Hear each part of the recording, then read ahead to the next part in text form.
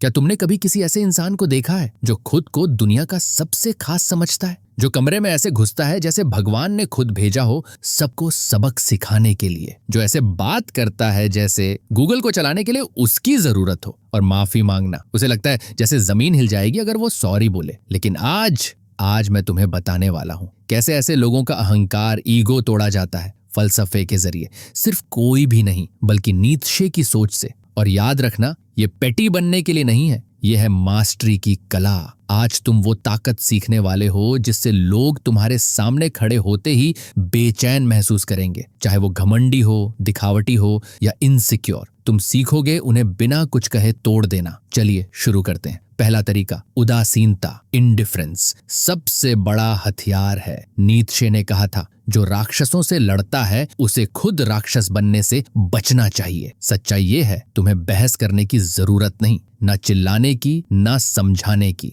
बस सीख लो परवाह न करने की कला, क्योंकि अहंकारी लोग तुम्हारे रिएक्शन पर जीते हैं। उन्हें चाहिए तुम्हारा ध्यान, तुम्हारी ईर्ष्या, तुम्हारा गुस्सा, वो सब उनके लिए ऑक्सीजन की तरह है। अब सोचो, अगर तुमने वो ऑक्सीजन ही छीन ली तो जब कोई शेखी बघारे, मेरे इतने फॉलोअर्स हैं, मैं इतना सफल हूं, तो बस मुस्कुरा दो और कहो, अच्छा बढ़िया, ना मुकाबला ना तुलना। उस पल वो समझ जाते हैं वो तुम्हारी कहानी के मुख्य किरदार नहीं है, और वहीं उनका अहंकार टूटना शुरू हो जाता है। याद रखो, जहां ध्यान नहीं वहां अहंकार नहीं टिकता। दूसरा तरीका, ऐसा सवाल पूछो जिसका जवाब उनका ईगो नहीं दे सके। ईगो को सबसे ज्यादा डर होता है अपने ही झूठ से। जब कोई दिखावा करता है तो तुम शांति से एक ऐसा सवाल पूछो जो उसके झूठ को चीर दे। वो बोले, मुझे किसी की सलाह नहीं चाहिए। तुम कहो, तो फिर जब कोई डिसएग्री करता है तुम डिफेंसिव क्यों हो जाते हो? वो बोले, मुझे सब आता है। तुम पूछो, फिर नतीजे वैसे क्यों नहीं दिखते? वो बोले, मैं तो बस सच्चा हूँ। तुम मुस्कुराकर कहो, सच्चा या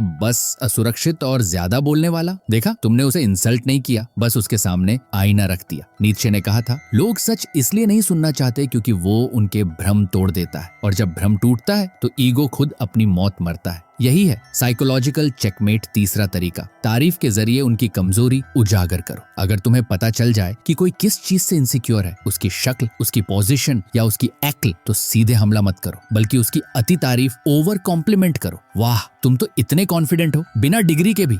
वाह, तुम इतने शानदार बोलते हो, बिल्कुल नहीं लगा कि तुम नर्वस थे। मुझे तुम्हारा कॉन्फिडेंस पसंद है। हर दिन सेल्फी डालना सबके बस की बात नहीं। अब वो सोच में पड़ जाएगा, ये तारीफ थी या ताना। ईगो सच पर नहीं, दिखावे पर जीता है, और जब तुम दिखावे को आईना बना दो तो पूरी पहचान हिल जाती है। नीत्शे ने कहा था, हर व्यक्ति के भीतर थोड़ी अराजकता होनी चाहिए ताकि वो एक चमकते सितारे को जन्म दे सके, और यही अराजकता तुम उनके भीतर पैदा करते हो। चलो जल्दी से दोहराते हैं। एक, उदासीनता, इंडिफरेंस, प्रतिक्रिया मत दो, ईगो की सांस रुक जाएगी। 2 सवाल ऐसा पूछो जो उनके अहंकार को तोड़ दे। 3 तारीफ, उनकी इनसिक्योरिटी को मिरर करो। मास्क अपने आप गिर जाएगा। ये टॉक्सिक बनने के लिए नहीं है, ये है एडिग और अछूता बनने के लिए। नीत्शे ने कहा था, सच्चा इंसान वो है जो अपनी मंजिल खुद तय करता है, दूसरों की तालियों या तानों से नहीं। अगर कोई तुम्हें सिर्फ ध्यान न देने से तोड़ सकता है तो तुम्हारा नियंत्रण उनके हाथों में है। अपनी डोर खुद संभालो। सच्ची शक्ति शोर नहीं करती, वो बस महसूस होती है। ईगो ताकत नहीं, डर का नकली कवच है। दूसरों का ईगो मत तोड़ो, बस इतना मजबूत बनो कि उनके आसपास कोई ईगो टिक ही न सके, क्योंकि असली ताकत शांत होती है, स्थिर होती है और अडिग रहती है। दूसरों का खेल मत खेलो, उनके सिस्टम में ग्लिच बनो, क्योंकि सबसे मजबूत ईगो वो है जिसका अस्तित्व ही नहीं,